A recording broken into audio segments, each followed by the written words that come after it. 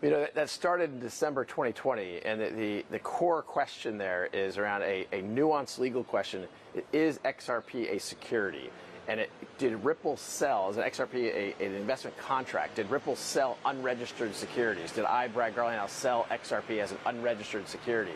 I think it's very clear that in the United States, the laws have not been clear. And for the SEC then to go back in time and say, you should have known all along, it's really, I think, going to be hard. It's a hard case. And I think what we're seeing in the court process, which does continue to play out, is a judicial process that recognizes some of this. Even this past couple days, there was a ruling from the court finally requiring the SEC to publish information about some speeches that the director of corporate finance, Hinman, gave about Ether not being a security.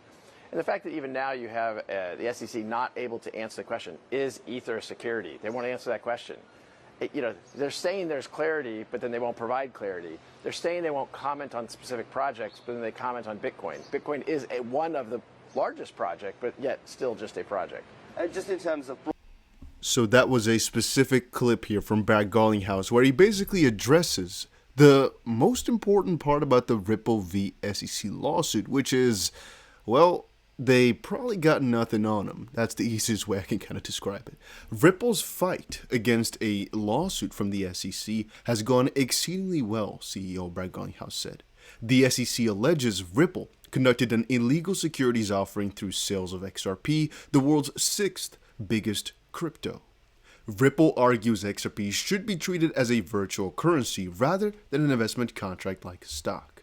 We described it a couple of different times, but at the end of the day, really, I don't think the SEC has anything on them, because trying to prove that Ripple knew, or specifically Brad or Chris Larson knew, that is extremely difficult. But I have a couple of things on the Ripple v. SEC lawsuit I want to discuss.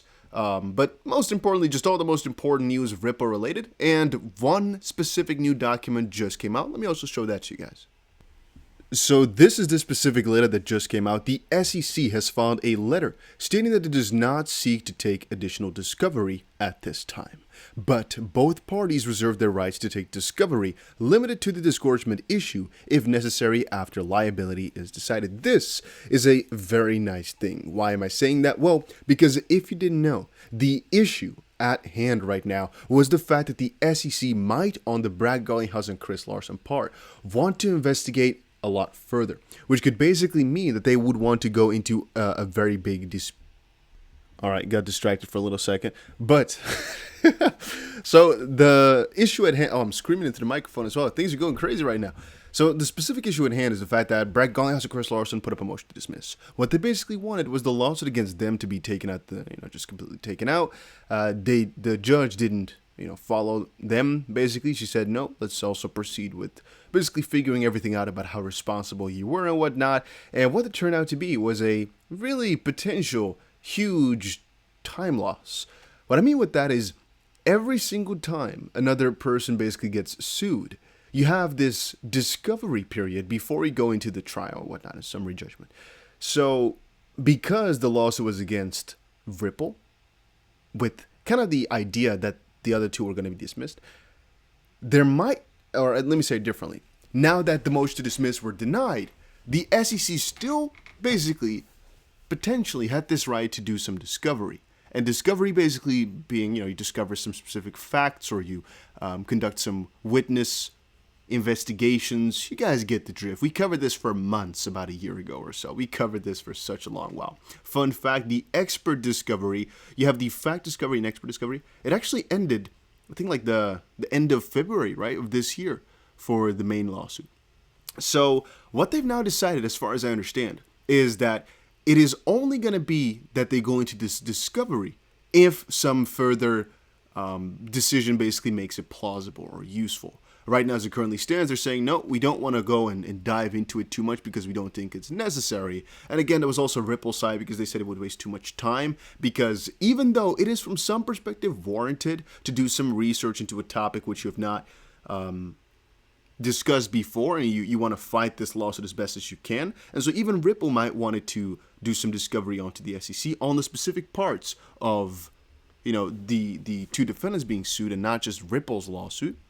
But I think this is a very nice thing. I don't think this is in any way, shape, or form bad. I think this is in every way, shape, or form good. And indeed, you might see it as something like the SEC tapping out or just saying, hey, let's take it easy for a little second. We don't want to take this any further unless need be.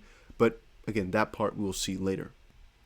Having said that, in general, again, I remain bullish on the lawsuit. You guys have already heard me say, I think XRP is by far one of the best cryptocurrencies for 2022. I wanted to say investments, but I'd like to not say that.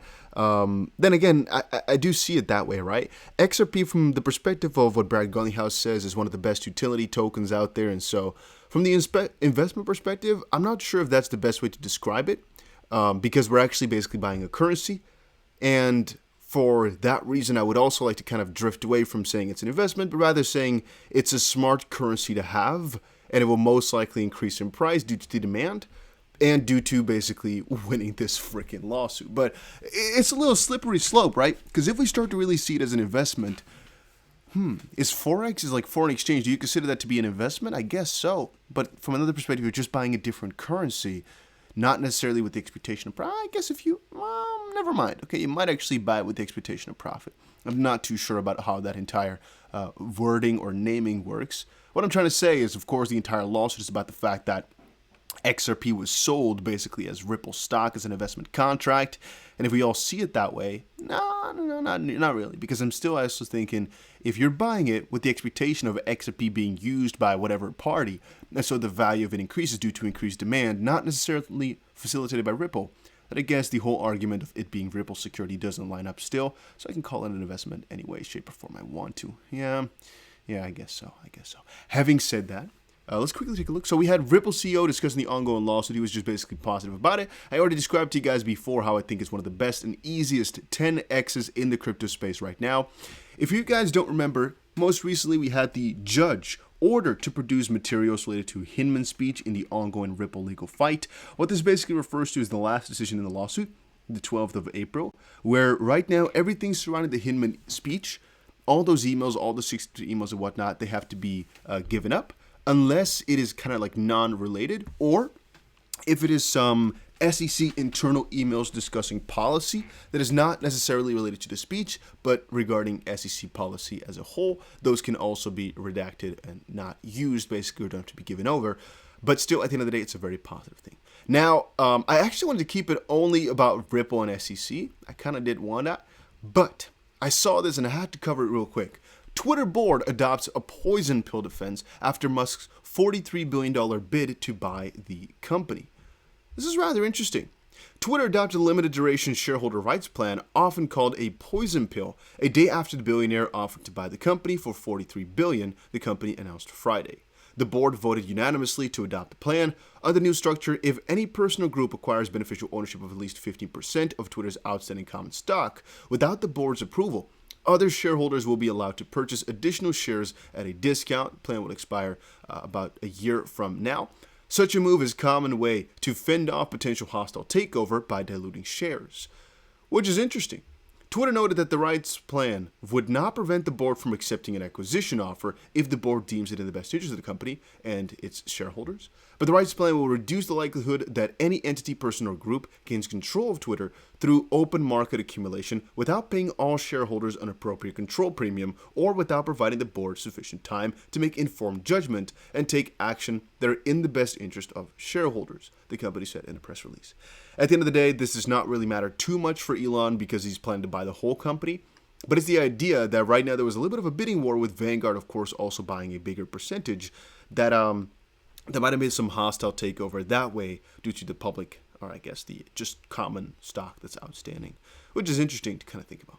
All right, then also last but not least, there was this this scenario which I described to you guys earlier. If you guys don't remember, Michael Barr, in 2015, Michael Barr joined the advisory board of Ripple Labs. Right now, just now, Biden nominated him as a top Fed banking regulator. You got to remember, and I kind of want to share this in every single one of my videos, Ripple's board is huge, but remember that you are not going to join the board of a company whom you think is a big fraud.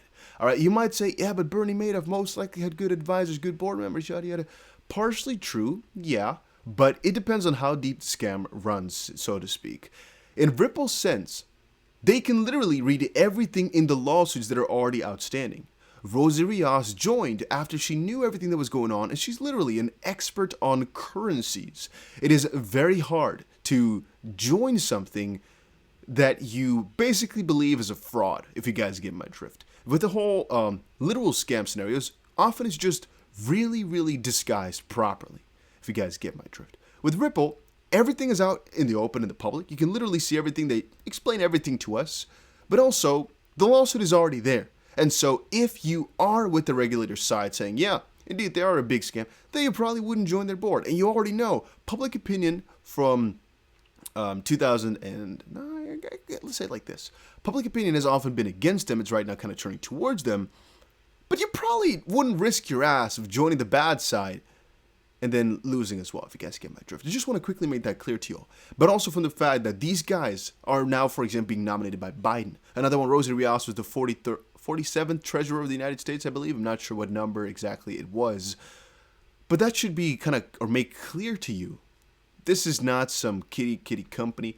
And I still want to kind of remind you guys that even though these videos are not financial advice, it's not. I personally think XRP is going to be the best performing asset with like a nearly guaranteed return. So of course not really guaranteed, but nearly, in the sense that it will just have the best gains out of anything we can pick right now, with the highest degree of it happening as well, where there's not really this uncertainty that it will actually go to zero, because I don't see any, I see zero chance of them losing this lawsuit. But hey, that's just me. I couldn't fathom they would actually lose. I can't, like, for 1 single percent, I can't even fathom it. I would really be like distraught if they do end up losing for some fraudulent reason, because as we've covered before, there are so many shady things going on within the SEC. At that point, I really have to go outside and question my own morals of not doing more to prevent the SEC from doing all this shady stuff. I'm not calling out corruption and saying it is so, but I am saying it looks so. You guys understand. You guys understand. You guys understand.